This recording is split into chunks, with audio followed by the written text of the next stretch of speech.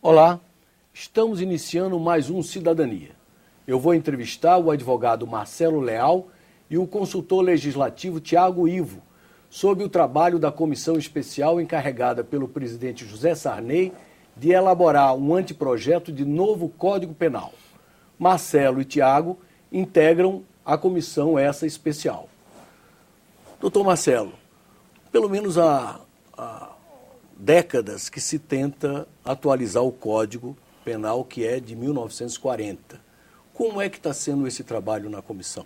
Primeiro, Amanda, eu preciso esclarecer que o Código é de 1940, mas de lá para cá a legislação penal vem sendo constantemente atualizada. Nós tivemos em 1984 uma grande reforma da parte geral, a parte especial tem tido reformas pontuais e ao longo desse período todo, e esse talvez seja um dos trabalhos mais difíceis da comissão, que nós já começamos a encarar, se teve uma verdadeira profusão legislativa em matéria penal. Para que se tenha uma ideia, a comissão a subcomissão dentro da comissão de reforma que trabalha com a legislação extravagante, da qual inclusive o Tiago é o subrelator, nós encontramos 119 diplomas legais esparsos com conteúdo de natureza penal. Então, se por um lado a legislação é de 1940, ao longo de todo esse período ela vem sendo reformada e com muita criatividade pelo legislador. Ou seja, então, o que temos é uma coxa de retalhos. Uma verdadeira coxa de retalhos, sem dúvida alguma.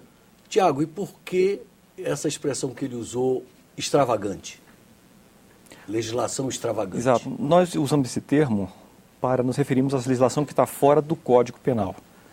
Mas que tratam de questões penais. Penais, porque com a filosofia iluminista do século XVIII, século XIX para cá, criou-se aquela ideia de legalismo, positivismo jurídico, então tudo tem que estar reunido num código. Né? O Código Penal é o centro do sistema, é o coração do sistema. Né?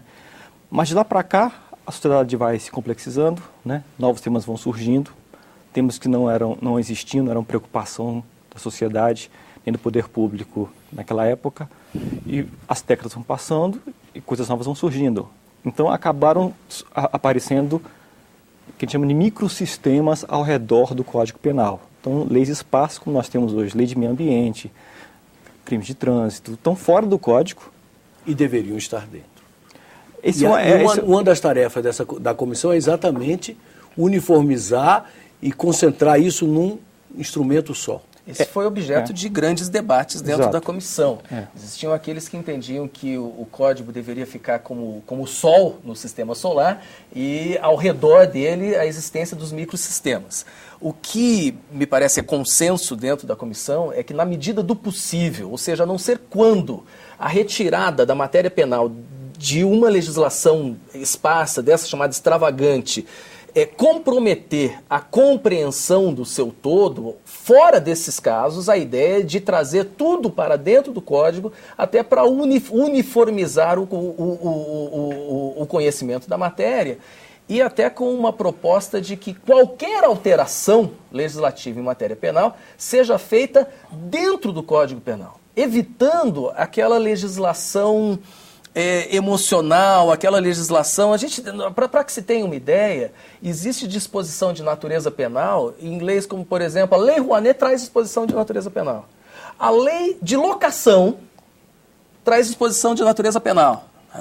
Então, evitar esse cipoal legislativo, essa foi uma proposta que me parece já é um consenso dentro da comissão, de, na medida do possível, desde que isso não descaracterize a compreensão dos institutos, que isso seja trazido para dentro do Código. E a comissão tem procurado ampliar o debate para a sociedade? Ou está muito fechada ainda apenas com o debate sendo feito pelos membros da comissão? Como é que está? A sociedade tem participado através do sítio eletrônico do Senado. Né? Temos lá, entrando lá no Senado GovBR, tem lá um sítio que as pessoas, qualquer pessoa, né?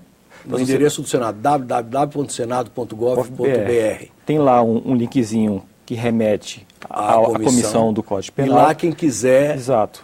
E está sendo feitos relatórios, né, periódicos sobre as propostas que vão chegando, encaminhadas aos membros. né? Sei. Então nós estamos fazendo uma leitura dessa demanda social, né? Sei. Estamos levando ela em consideração. E qual é o prazo que vocês têm para concluir o trabalho? O que vocês imaginam? Quando é que vocês estimam? O prazo hoje é final de maio. Deve ser prorrogado, mas vocês estão achando que... A intenção da comissão, e o presidente já deixou isso bem claro, é concluir os trabalhos até o final de maio. O presidente é o ministro Gilson Di. Exato, Mas claro... Final de maio. Exato. E também há um consenso lá de que um dos problemas a serem enfrentados é a inadequação das penas no Código atual? De alguns tipos de penas? Também existe esse tipo de preocupação, principalmente para que a gente não tenha, parece, me corrija se eu estiver errado, Tiago, mas o Bob fala de antinomia de princípios. Quando a gente tem tipos penais em que protegem um determinado bem jurídico de uma maior gravidade, com penas mais baixas do que outros tipos penais com pena. Então, existe essa distorção. Justamente quando a gente tem uma legislação muito esparsa, você não tem como visualizar o todo de maneira sistêmica.